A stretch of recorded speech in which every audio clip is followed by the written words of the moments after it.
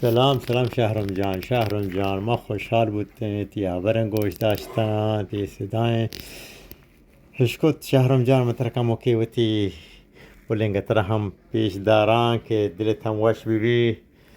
روشنی گتر هم بگنده می وشیم پل برات شهرم جان همیشه وش باته خوش باته منی پل برات ما باز خوشحال بودیم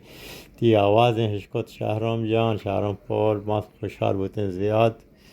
تی آواز مشکت الله تعالی وش جوڑ خوش کا همیشه وش و جوڑ خوش سلامت باته بیا نو گروپ بیا سلیم جان ماشاءالله هرچی واشین گروپ تو واشین براتا ماشاءالله شمی فهمی ماشاءالله گلنت گروپ تو کم باز خوشحالیم باز همیشه وش خوش باته شهرم پر وش خوش باته همیشه من روان دفتر گذرنامه کارمار شرکت خلاص اگر بر نبو هم پریشان ما بیماران دفتر گذرنامه چون کار کنم برم بیمارستانم کم که حالتم شهر نه اش که تو ده خلاص کنم گذرنامه برم بیمارستان هم کم که حالتم شهر نه تو شهرم جانه و برای انشالله مشما خبر کن انشالله جزاک الله خیر شهرم جان تی آوازش کو تو هم خوشحالم بودیم باز این طرف چی درو گروپ براتان سلام درستانه